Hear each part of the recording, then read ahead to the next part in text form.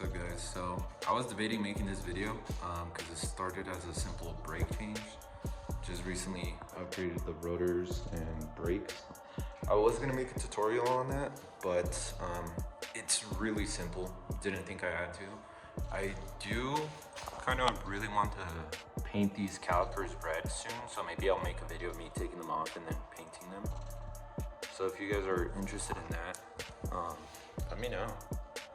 Just put it down below if anybody watches.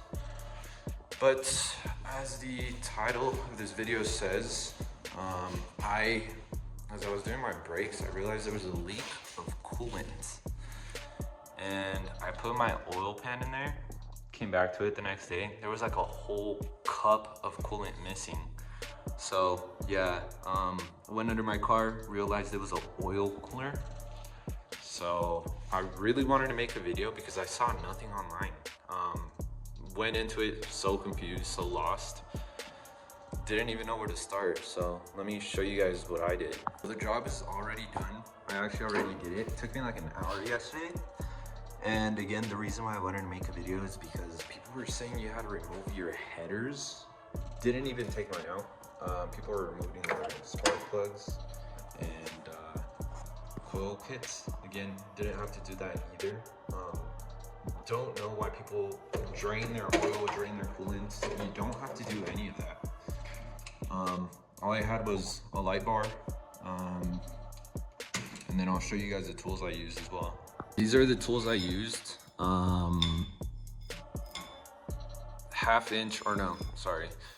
This is a 3/8 breaker bar to remove the bolt that is on the engine block. 12-inch, again, 3/8, 12-inch extension. Allen wrenches for the plate, and 34mm socket. Had to buy this on Amazon because they're super expensive at AutoZone. And then a 17mm hex. This is for the bolt that was used to replace that, to kind of seal it. And let me show you what I'm talking about. So my dumbass filmed everything in slow motion, so here I am trying to show you guys again. So first things first, you're gonna remove this plastic trim piece from behind the control arm. Once you guys remove that, you guys have easy access to the engine bay. So this is where I use a 12-inch extension to reach the bolt. Right now it's copper because that's what I use to replace it. That's where the hex bolt is going to be used, or the hex socket. So it looks a little like this, the original one. Again, this part is on the engine block, and then this side has a hose attached. So let me grab the hose and show you guys how that looks like. Hose looks like that. Again, this is like that. You're gonna slide this plastic part down and then remove a spring. So the spring is kind of holding the hose onto the bolt right here. This is a part that was leaking originally. Again, I tried to find replacements online, but everything was sold out. So I was just like, I'll just do a delete. A bunch of people were saying it was beneficial anyways. Used this pick to remove that spring. And I did that through the engine bay. So I did that through up here. Let me show you guys and see if I can get easier access. I didn't have to remove my headers or spark plugs. Again, I didn't have to drain my oil or anything. And this is, I can't really show you guys with the camera. It's super easy to find. Let me see if I can, oh, there it is. So, stuck my hand down there. See that copper fitting?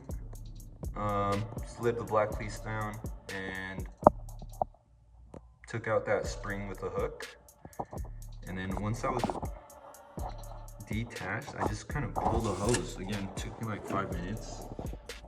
You guys are probably gonna struggle with bigger hands. I mean, I have huge hands and I was able to do it, so I think you guys are gonna be fine. So again, once the hose is removed, go in there with your 12-inch socket and just kind of, I mean, you guys can easy access there. You guys are gonna be able to take that out easily. This is where I use the breaker bar to kind of, that bolt, and that's where I put the new one. So yeah, that was super easy. So that's step one. But I mean, importantly, it's important you guys drain the coolant. If you guys don't do that, you guys are gonna make a complete mess. So this hose is just sitting like that. This part is under your car. Took this part out first. It's probably easier if you guys take it out first, because that way you guys see how the spring works. Again, slide this black piece down, take the spring out, and this is where I drained the coolant. I lost probably like a gallon of coolant. So I don't have coolant right now. I'm probably gonna have to go buy some. So you guys can probably buy some beforehand and then just fill it up once you guys are done. Again, drain the coolant, pull this out. That's how this hose came out. This is a smaller one. And then there's this one as well. Again, did the same thing, remove this part first and then this part. This one leads to the radiator. I bought a rubber end cap with a hose clamp. That way no coolant comes out of there. So let me show you guys where that's located at. Again, this is how this one looks like. This is that rubber end cap with the other side of the hose. Bought it on Amazon as well. I could not find a whole kit that included everything, so I bought everything on Amazon individually. I'll link everything down below, that way you guys can just buy it as well.